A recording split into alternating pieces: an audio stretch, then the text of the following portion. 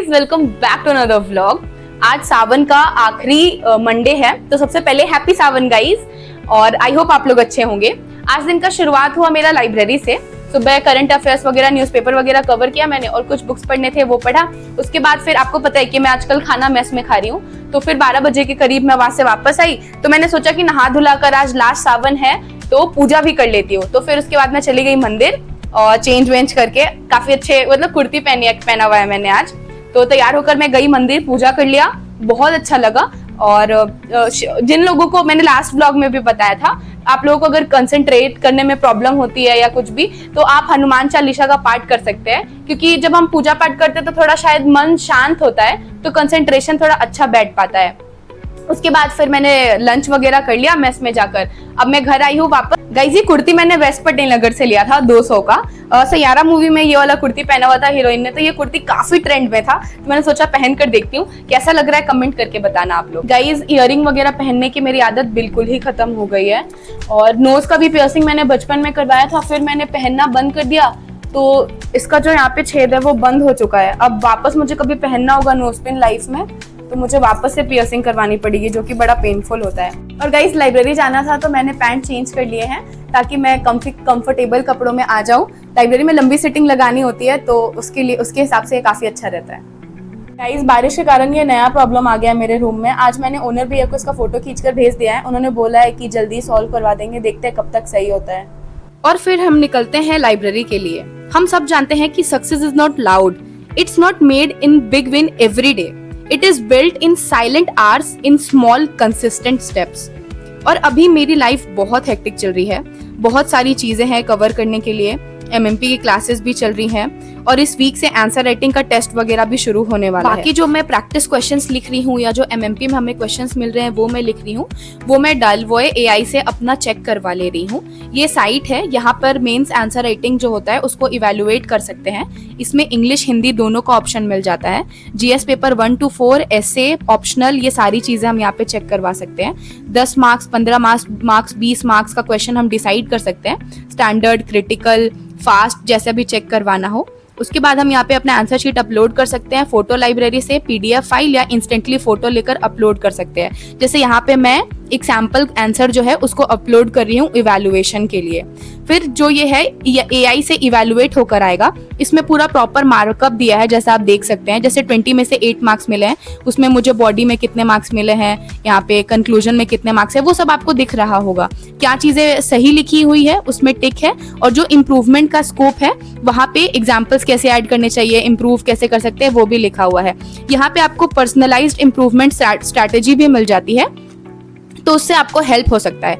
उसके साथ साथ इसमें एआई जनरेटेड टेस्ट वगैरह का ऑप्शन भी होता है, जिसमें आप एग्जाम टाइप जैसे प्रीलिम्स या मेंस के लिए क्वेश्चन जनरेट कर सकते हैं। लैंग्वेज यहाँ पे इंग्लिश हिंदी आप डिसाइड कर सकते हैं। नंबर ऑफ क्वेश्चंस डिसाइड कर सकते हैं। इसमें एआई जनरेटेड मोड भी है, पीवाईक्यू भी है, और मिक्स भी है। और अगर कोई स्पेसिफिक प्रेफरेंस या टॉपिक प्रेफरेंस है या सब्जेक्ट प्रेफरेंस है, तो वो लिखकर भी हम टेस्ट जनरेट कर सकते हैं इसमें, जो कि काफी हेल्पफुल रहता है अगर टॉपिक वाइज प्रैक्टिस करनी हो। अब जैसे यहाँ पे मैंने एक टॉपिक लिखकर 5 क्वेश्चन जनरेट किया, तो आप देख सकते हैं कि यहाँ पे टेस्ट जो है मेरा जनरेट होकर आ गया है। तो ऐसे आप प्रैक्टिस के लिए इसको यूज कर सकते हैं, prelims as well as mains के लिए। तो डेलवॉय फ्री भी है और इसका प्रो फीचर भी है। पहले मैंने इसको यूज किया, मुझे अच्छा लगा, तो फिर मैंने इसके प्रो फीचर के लिए अप्लाई कर दिया।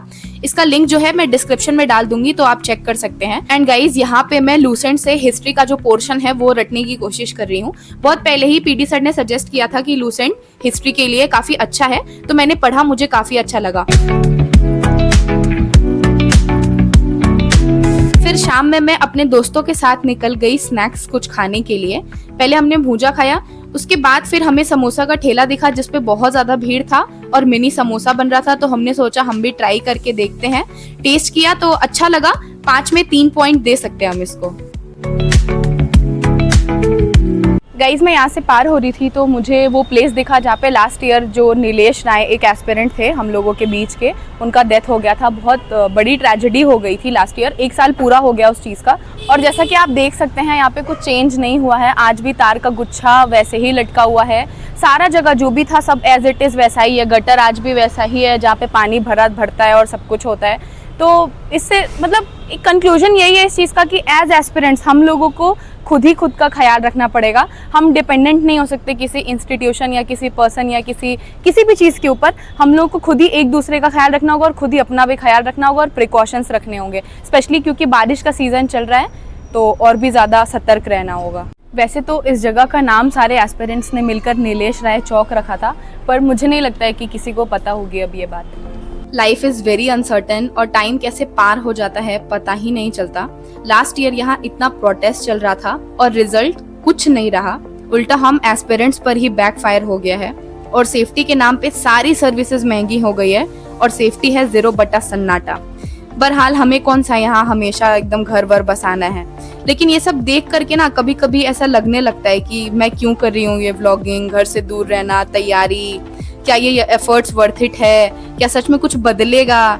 ये सिर्फ मैं ही नहीं, हम सारे एस्पिरेंट्स सोचते हैं और हम सबको कभी ना कभी तो ऐसा लगता ही है कि गिव अप कर दे, लेकिन तभी अंदर से एक आवाज बोलती है रुकना मत।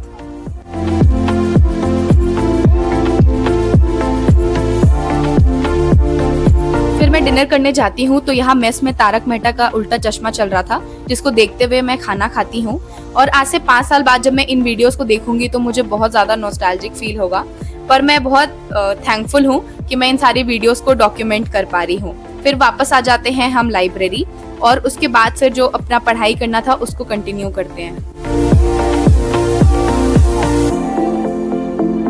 और मैंने आपको पहले भी बताया हुआ है कि जो हमारा लाइब्रेरी है वो 11:30-12 बजे तक बंद हो जाता है और उसका इंडिकेशन है कि लाइट्स ऑन ऑफ करने लगते हैं। इसका मतलब है कि अब आपको पैकिंग वैकिंग करके निकल जाना है वहां से।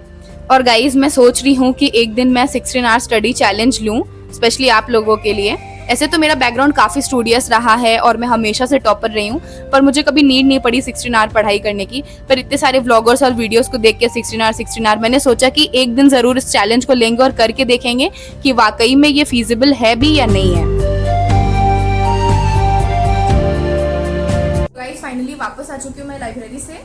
फटाफट चेंज करते हैं, क्लीन करते हैं अपने फेस को एंड देन पढ़ने बैठते हैं। मोटर ऑन किया था मैंने पर टैप में पानी नहीं आ रहा है, तो मुझे लगता है मोटर ने एयर ले लिया है। चलते हैं नीचे, पानी भरते हैं मोटर में तो शायद पानी आ जाएगा। इस वाले पाइप में पानी डालना होगा, तो फिर अगर एयर लिया होगा तो फिर मोटर चलने लग जाएगा। तो गाइस पानी डाल दिया मैंने, अब इसको टाइट कर देती हूँ। मैं तो ऐसे ग्रिल से ही हाथ पार करके इस पर पानी भर देती हूँ। टाइट कर देते हैं। अभी भी पानी नहीं आ रहा है, मुझे लगता है सप्लाई ही नहीं आ रहा है पानी का। मोटर बंद कर देते हैं। तो गाइस चेंज कर लिया है मैंने, फ्रेश हो गई हूँ। मोटर में तो पानी नहीं आ रहा है, सुबह भी नहीं आ रहा था, पता नहीं क्या हुआ है। अब कल देखेंगे, जो भी होना होगा होगा। अभी फिलहाल हम अपना पढ़ाई पे लगते हैं।